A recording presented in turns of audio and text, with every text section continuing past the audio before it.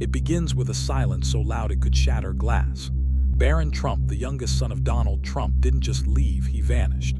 On the morning of March 20, 2025, his 19th birthday, the Palm Beach mansion woke to an emptiness no one saw coming. His bed was untouched, his phone abandoned on the nightstand, its screen dark and lifeless. His security team stood dumbfounded, their radios crackling with confusion. No note, no call, no warning. The boy who'd grown up under the weight of a name that echoed across the globe was gone, and the world didn't know it yet. Some whispered it was a stunt, a spoiled rich kid playing games. Others swore it was a breakdown, the pressure finally cracking him open. But those who'd seen him up close, the ones who'd watched his quiet eyes flicker in crowded rooms, knew something stranger was brewing. He didn't take his designer clothes, his sleek gadgets, or his polished future. All he carried was a worn-out leather backpack, a single folded note crumpled in his pocket, and a name he was desperate to shed. Where he went would become a story so wild, so unexpected, it would shake the foundations of everything we thought we knew about the Trumps. That night before, the mansion had buzzed with celebration. A lavish dinner unfolded under chandeliers dripping with wealth, golden plates, rare wines, a guest list glittering with power. Donald Trump, larger than life, clapped his son on the shoulder, his voice booming over the chatter. 19, that's when a man gets serious. The room erupted in laughter, a chorus of billionaires, advisors, and political sharks who'd known Barron since he was a child clutching toy cars. Melania, his mother, leaned in close, her lips brushing his cheek with a whisper, "Stay strong." Her words hung heavy, vague, a riddle he couldn't solve. Barron sat there, towering at 68, his sharp cheekbones catching the light, his cold, measured eyes scanning the faces around him. He smiled politely, nodded when he had to, but inside he was shrinking. Shrinking from the cameras that had stalked him since birth, from the expectations that clung to his name like damp rot, from a life that felt like a script he hadn't written. The toasts went on, the clinking glasses rang like bells, but Barron was already gone, mentally, emotionally, plotting an escape no one could predict. Before the sun cracked the horizon, while the estate slept behind its manicured hedges and towering columns, he made his move. Dressed in a dark hoodie and jeans, he slipped down the stone path, past the palm trees swaying in the pre-dawn breeze under a sky still clinging to stars. His breath puffed in the cool air, his shoes scuffed against the gravel. He didn't look back, not once. In his pocket, that folded note, scribbled in haste, maybe a goodbye he'd never send, pressed against his leg. He turned 19 just hours ago, but the boy who'd blown out the candles wasn't the one walking away. This was someone new, someone raw, someone clawing for air in a world that had suffocated him with gold. He caught a private train just as the first light bled into the sky, blending into the crowd of sleepy commuters like a shadow no one noticed. His phone, left behind on purpose. He didn't want to be tracked. He didn't want to be found. With $300 in cash, a pack of granola bars, and a battered copy of the Brothers Karamazov stuffed in his bag, he stared out the window as Florida's coastline blurred into a memory he was ready to erase. 2 days later, he stepped off a bus in Manhattan, the city's pulse thrumming under his soaked shoes. It was past midnight, rain from a Baltimore storm still dripping from his backpack. No limo, no private jet, just a tall figure in a hoodie, unnoticed in the chaos of the city that never sleeps. He wandered the dark streets, his breath steaming in the cold, until he stumbled into a cheap hostel near 9th Avenue. Cash in hand, no ID, he signed in as Ben Tant, a name he plucked from the air, short for Barron, a lie that felt like truth. The clerk barely looked up, scribbling it on a stained ledger. That first night, he lay on a lumpy mattress, the hum of the city seeping through thin walls, and felt something he hadn't in years, relief. He wasn't running to something grand. He was running away from the dynasty, the building stamped with his father's name, the path laid out like a cage. And in that moment, soaked and alone, he knew he'd landed exactly where he needed to be. The next morning, he roamed the streets, his long legs carrying him through the concrete jungle. He didn't have a plan, just a pull, an ache for something real. Then he saw it, a faded sign outside a narrow brick building. Bethlehem House. No one left outside. No banners, no fanfare, just a metal door and a chalkboard promising breakfast at 8 a.m., prayer at 9, showers all day. He hesitated, his hand hovering over the knob. The smell hit him first: coffee, bleach, damp clothes, a gritty perfume of survival. Inside, the lights buzzed dimly, the scuffed tile floor stretching down a hallway lined with stories no one told.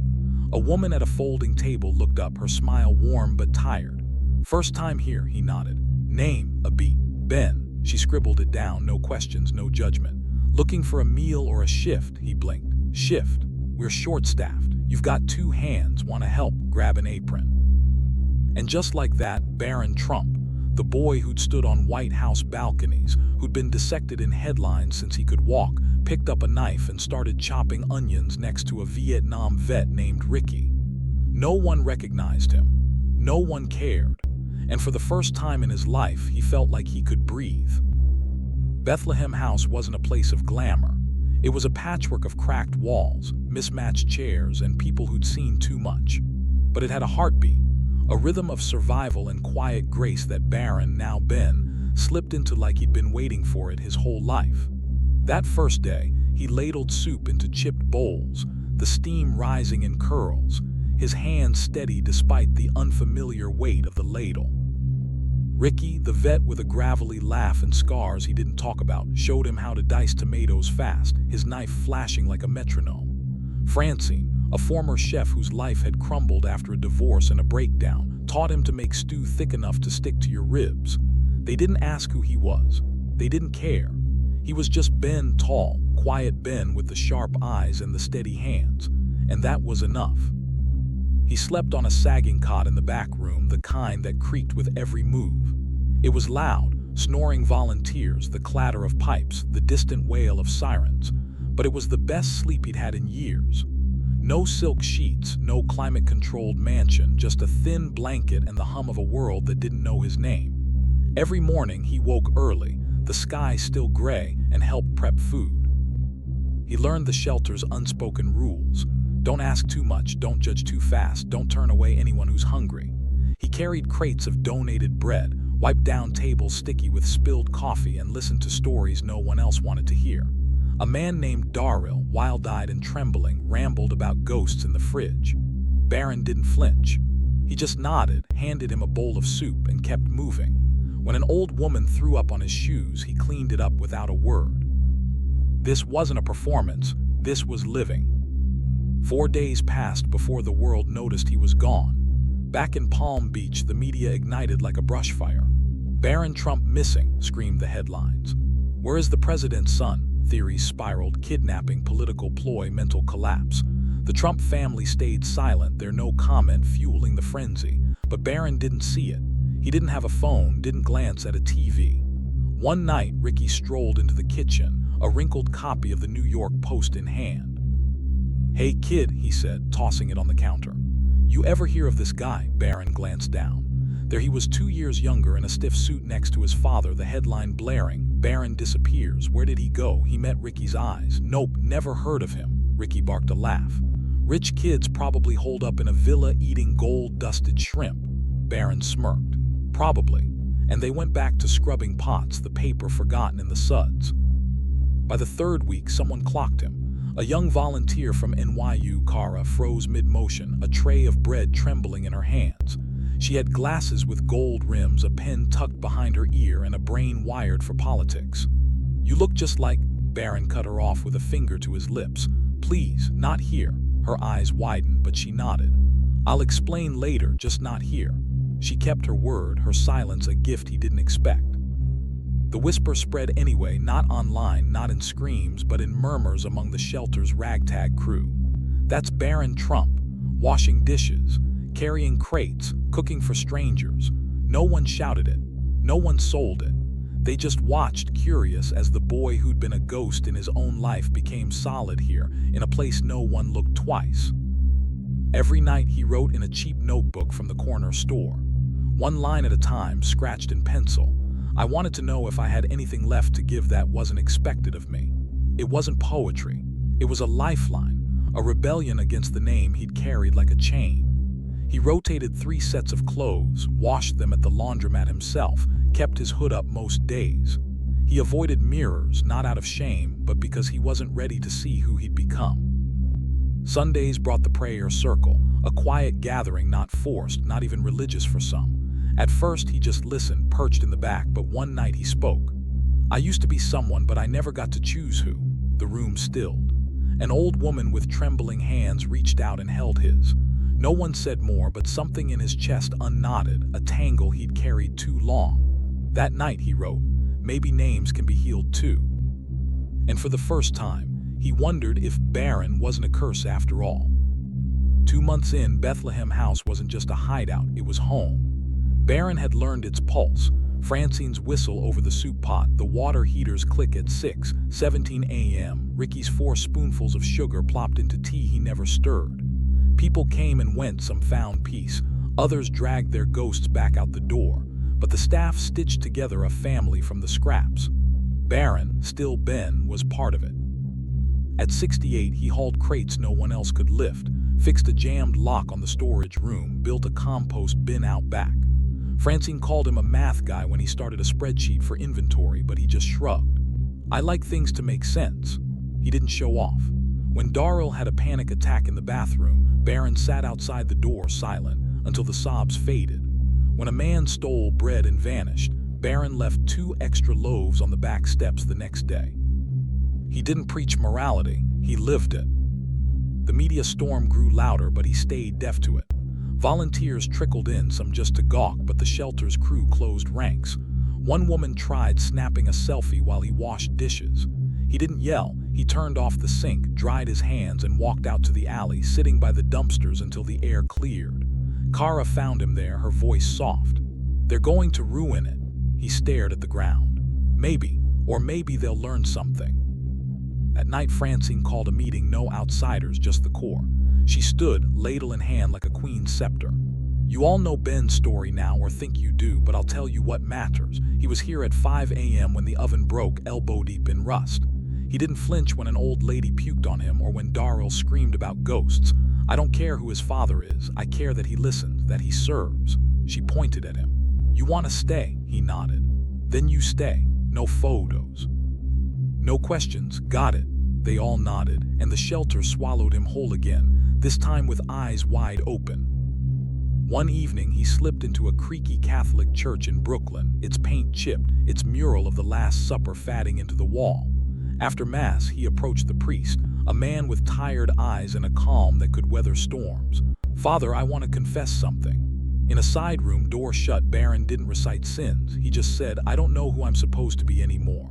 The priest paused, then answered, "Then be the one no one expects." It wasn't absolution, it was permission. Word spread beyond the shelter, not as gossip but as awe. A local blog, The Daily Blessing, run by a retired priest named Father Tom, posted a quiet piece, the tall young man who never talks about himself. It painted a picture, tall, striking, giving his coat to a shivering stranger. No name, but the clues were there. Shared 40,000 times in 2 days, it sparked a fire. A grainy photo of Barron carrying canned goods hit the web and the floodgates opened. Barron Trump at a shelter.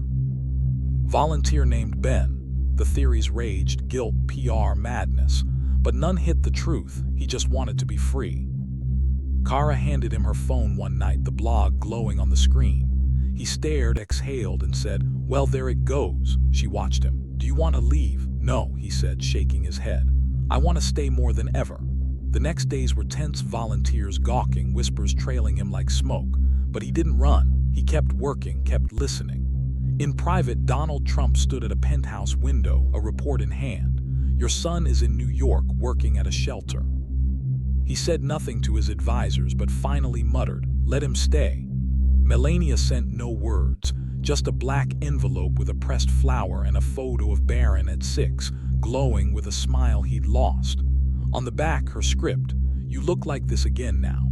He tucked it into his wallet, a piece of home he could carry without breaking.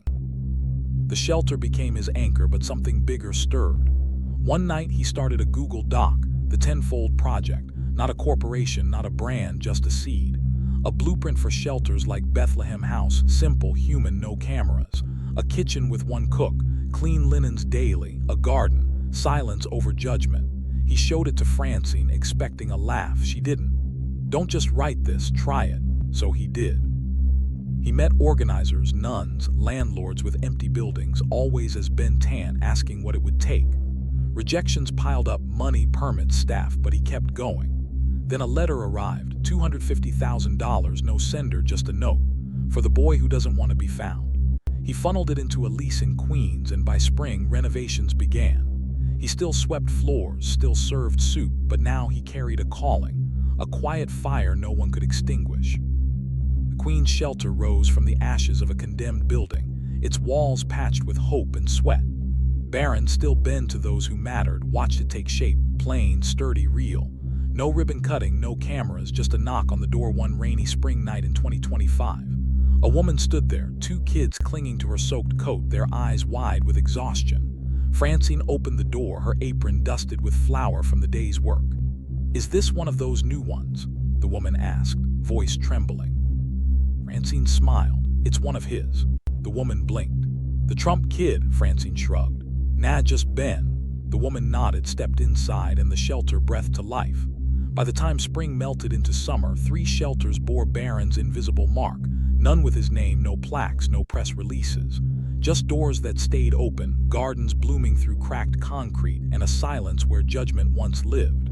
They were nothing like the world expected from a billionaire's son, and that's why they worked. Barron's days stretched long now, mornings in Brooklyn at Bethlehem House, afternoons in Queens overseeing renovations, nights scribbling in his notebook. The tenfold project wasn't just a dream anymore. It was a pulse, a framework spreading deeper, not wider. He met with community organizers in Harlem, a retired nun in the Bronx, a landlord in Queens who couldn't sell his crumbling property. Always as Ben Tan, never flashing his real name, he asked questions, took notes, nodded through rejections. Money was tight, permits were a maze, but the idea grew roots. Then came the mystery letter, $250,000 in a handwritten envelope. No return address, just a note. May this help him build what others forgot to dream. Francine stared at it, jaw slack.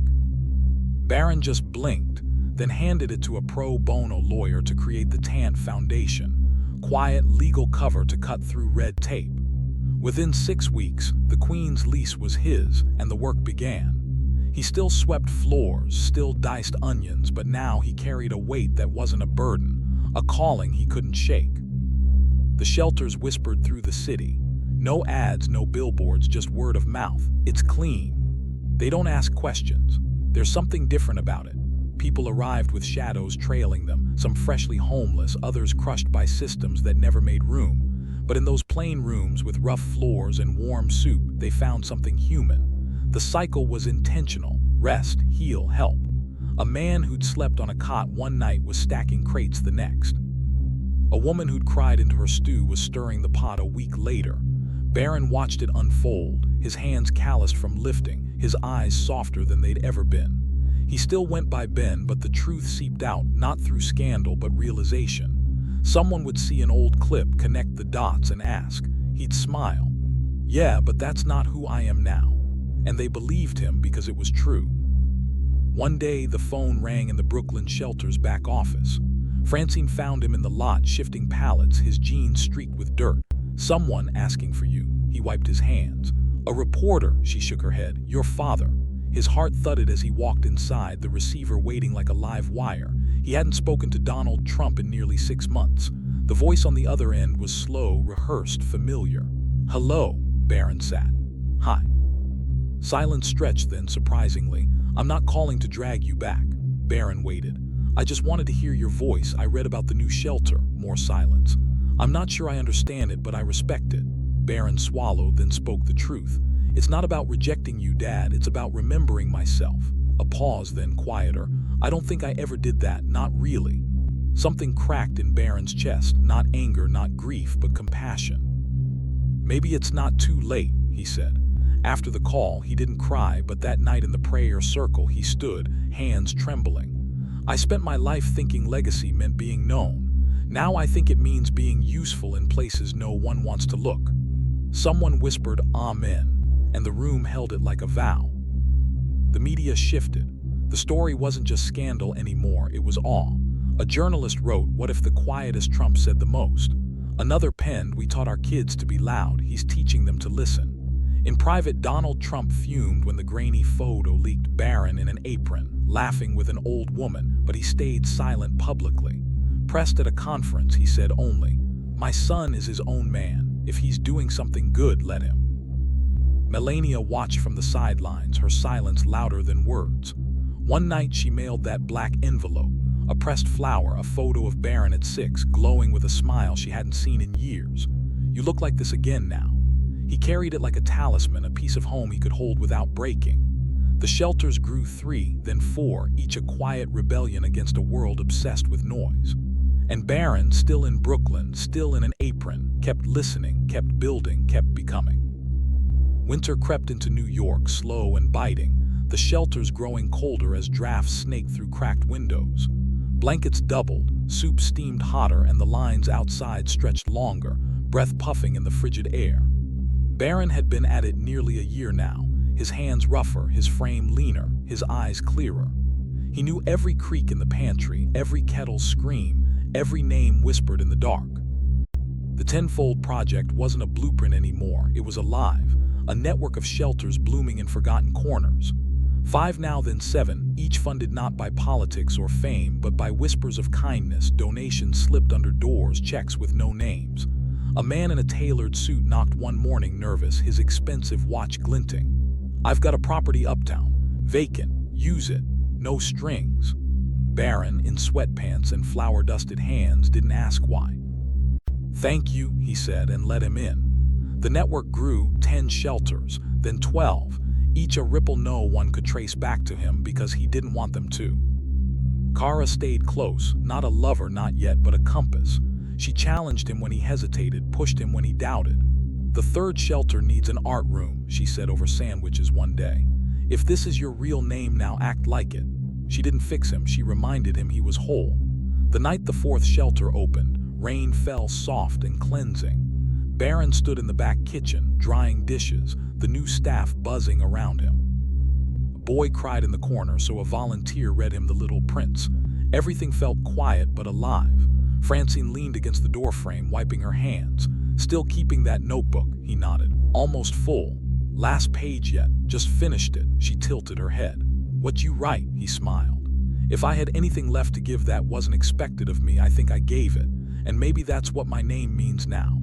She didn't say more, just nodded, and the moment held its own weight. The world kept watching, but the lens softened. Father Tom's blog had sparked it, but now stories trickled out, small, human, true. A woman wrote about the coat Ben gave her in the snow. A kid remembered the tall guy who read him stories when his mom was too tired. The media couldn't resist, but the headlines shifted. Barron Trump's secret life of good, the Trump who chose silence.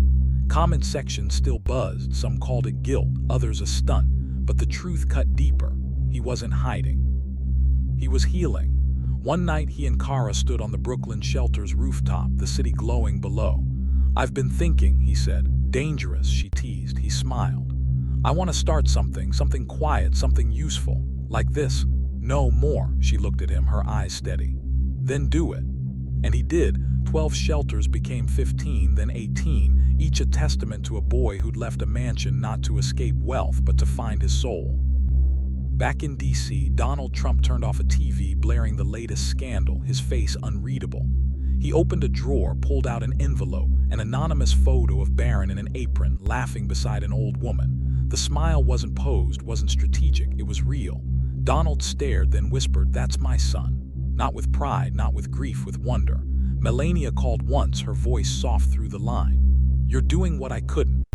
Barron didn't know what to say, so he just listened. The call ended, but her words lingered. The shelters weren't just shelters anymore, they were a movement. Churches simplified, city boards softened. A quiet giving spread, fueled not by fame but by invisible hands.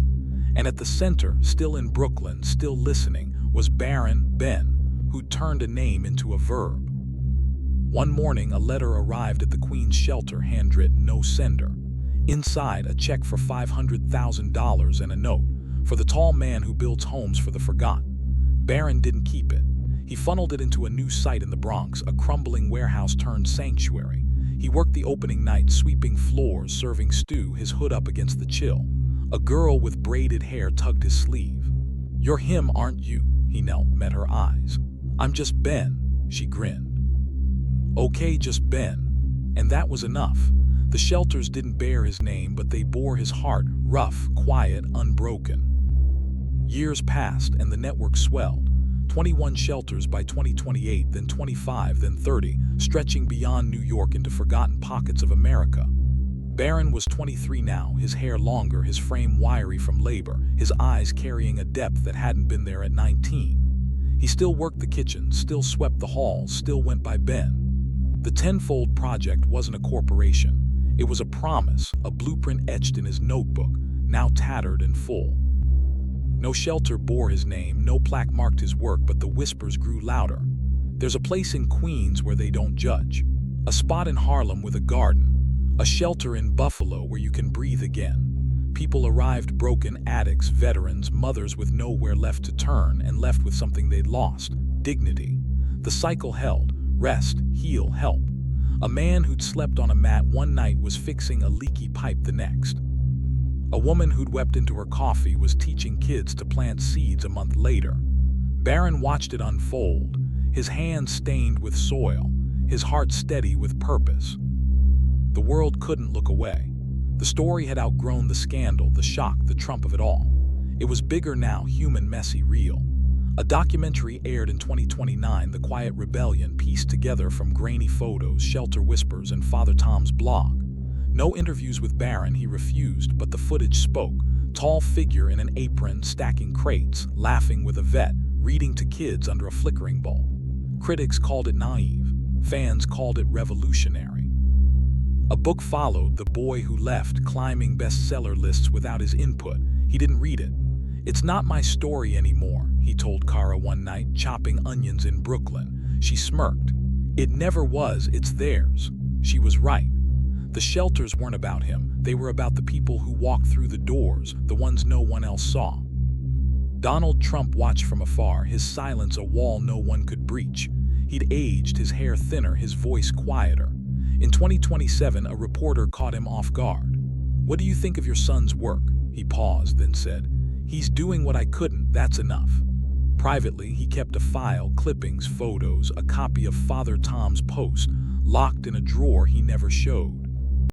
Melania visited once, unannounced, stepping into the Brooklyn shelter in a simple coat, her heels clicking on the tile. Barron was in the back, hauling flour sacks. She didn't speak, just watched, her eyes wet. Before she left, she pressed a note into his hand. "I'm proud of who you chose to be." He didn't open it until she was gone, and when he did, he sat in the alley for an hour, the words sinking into his bones. Kara stayed his compass, her presence steady, unshakable.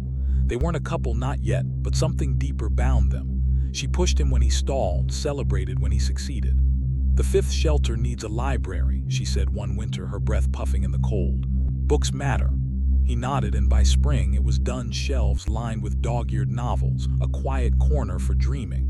She challenged him to think bigger, not louder, just truer. "You can't stay invisible forever," she'd said years ago, and she was right. He didn't go back to Barron Trump, but he carried it forward, bruised but not broken. One night they stood on the rooftop, the city sprawling below. "What's next?" she asked. He looked out, the skyline sharp against the dusk. "More, not for me, for them," she smiled. "Good." The shelter sparked a movement. Churches stripped down, city councils bent, a quiet giving spread like wildfire. A pastor in Ohio opened a Tenfold-inspired haven with no sermon, just soup. A teacher in Detroit turned an old school into a refuge, citing that tall kid in New York. Donations flowed, small checks, big ones, anonymous envelopes with notes. "Keep going." Barron funneled every cent into the work, living on little, his 3 outfits still in rotation. One day, a man in a suit arrived at the Bronx shelter, hands shaking. "I've got a chain of empty stores, take them, please." Barron didn't ask why, just thanked him and started planning. By 2030, 35 shelters stood, each a testament to a boy who'd walked away from gold to build with dust. Then came the call that changed everything. It was 2031, a crisp fall day, leaves skittering across the Brooklyn lot. Francine found him repairing a compost bin. "Phone for you," he frowned. "Who?" "Her." He walked inside, heart pounding. Melania's voice was soft, urgent. "Your father's sick. He won't say it, but he wants to see you." Barron didn't speak for a moment then. "I'll come." He took a bus to D.C., no fanfare, just a hoodie and his notebook. Donald lay in a penthouse bed, frail, his eyes cloudy but sharp. They didn't talk much, words had never been their bridge. "I saw the shelters," Donald rasped. "Didn't think you had it in you." Barron met his gaze. "I didn't either." A ghost of a smile crossed Donald's face. "You're better than me." It wasn't an apology, but it was enough. Barron stayed an hour, then left, the air heavy with something healed. Donald died 3 months later, quietly, no cameras. The will left Barron nothing. No money, no properties, just a note. "You don't need it." He didn't. Back in Brooklyn, the work went on. The shelters hit 40 by 2032, each a heartbeat in a world that had forgotten how to feel. Barron was 27, his hair streaked with early gray, his hands scarred from years of lifting. One night, a girl at the Queen's shelter, braids swinging, asked, "Why do you do this?" He knelt, thought, then said, "Because I had to find out who I was when no one was looking." She nodded, like it made sense. The next day, she planted a flower in the garden, calling it Ben's. It bloomed red against the concrete, a splash of life no one expected. The media faded. Barron wasn't news anymore, just a man, but the story lived in the people he'd touched. A vet who'd found peace, a mom who'd rebuilt her life, a kid who'd learned to read on a shelter cot. One evening, Barron stood in the Brooklyn kitchen, the notebook full, its pages curling. Francine walked in, older now, her whistle softer. "What's the last line say?" He opened it, read aloud. "I left to lose my name and found it in the dirt." She nodded. "Sounds about right." Outside, the city hummed, the shelters glowed, and Ben kept going. Not for fame, not for forgiveness, but for the quiet, stubborn belief that a name could mean something new. And in the end, it did. If you enjoyed this story, check out another video with an even more amazing tale. There's always something exciting waiting for you on our channel. And don't forget, more wonderful stories are coming soon. Hit the subscribe button so you won't miss out on any of our upcoming adventures.